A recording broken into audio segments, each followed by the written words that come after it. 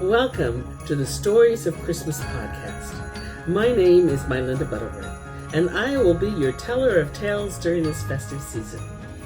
Today, we hear about Thor's Thunder Oak and his followers, and what happens when they are confronted by Boniface on Christmas Eve, centuries ago, and the legend of Saint Boniface and the Thunder Oak. The story begins in a time long before the establishment of Christendom in the Germanic lands, where a massive oak grew. It was a true giant of trees. It's so tall that the topmost branches were hidden by clouds. Its ancient body was broad and twisted, from which a profusion of long, gnarled, stretching limbs spread, creating a vast overarching canopy of darkness centered around the tree. To the people of this land, the great tree was sacred and venerated as the thunder oak of their great god Thor, and one of the most important shrines of his cult. Yet, under the darkness of its great canopy, human victims died under the bloodied knife of the priests of Thor, their blood soaking into the ground to feed the ravenous roots of the ancient oak. Even in the dead of winter, bare of leaves and acorns, the space under its vast spreading branches, clumped with mistletoe, was a place of continuous and gloomy darkness. In the dread place, an atmosphere of quiet but overwhelming fear pervaded under the great smothering branches. Animals avoided the tree, making wide detours around it, while birds could not fly near or over it or perch in its branches. Even the buzzing flies and creeping insects kept well out of the dread darkness under its canopy. And it came to pass one cold, white Christmas Eve, as Christians were preparing to celebrate the birth of Christ, the priests of Thor gathered under their sacred tree. They had not come to celebrate the birth of Jesus or Christmas.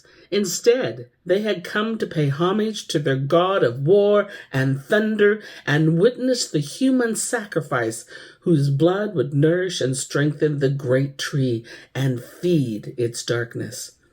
They were joined by a great throng of their people to worship their own God, as was the tradition at this time of year. Over the great tree rose a bright moon. The high priest chanted and made magical signs over the altar, while the victim lay shivering in the cold, awaiting the stab of pain from the death knife that would end their life. As the high priest spread his arms out towards the thunder oak, his eyes adoring the sacred tree, his hands raised to strike, the air became still. All around in the forest stopped, and silence fell. The bright moon rose to its zenith, sending her rays to find and illuminate the helpless man spread-eagled on the altar slab, awaiting the stab of pain that would end their life. It never came. Instead, something extraordinary happened. As the pure rays of the brilliant moon lit the altar, the forest silence was broken.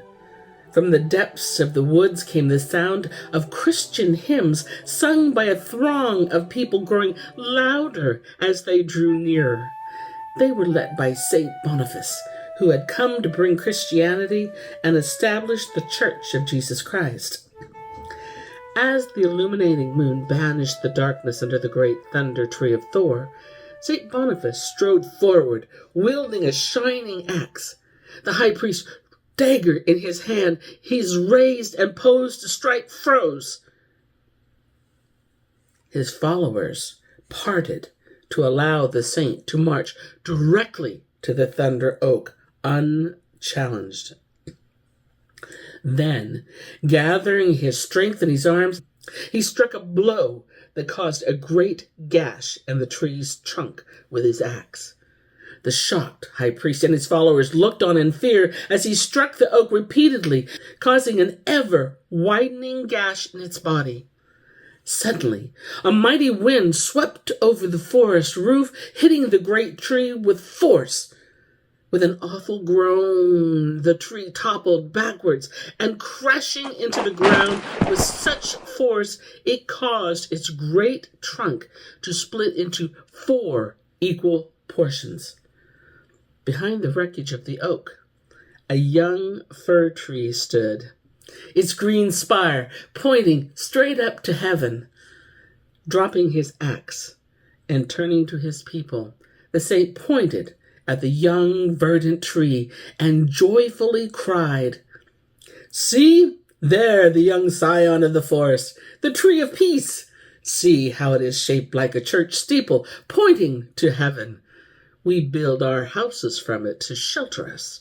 Its foliage remains ever green. Let this tree be known as the tree of the Christ child. Let us bring it into our homes, where it will encourage our loving deeds and acts of kindness, and will bring the peace of Jesus Christ into our hearts as we shun the wildness of the wood." And here is where I end my tale for today. But I'll be back with more stories. Many more stories. Thanks for joining me today as we explore stories from around the world. As we explore this story, there is some history behind the story. While Christianity had begun to wend its way into Germany in the early 5th century, it wasn't until Boniface arrived in 723 AD that this particular event occurred. Boniface worked hard to convert the pagans to Christianity. It's said that he returned to reconvert some of the tribes when he was in his 70s. But one day, while he was reading in his tent, a local tribe entered and murdered him. Boniface was later classified as a saint for his devotion and martyrdom. If you enjoyed this story, please let us know by subscribing and liking us. For more stories like this one, check out the book Crazy About Christmas, available online everywhere. Until then, my friends, enjoy everything this season has to offer. Frohe Weihnachten, or Merry Christmas.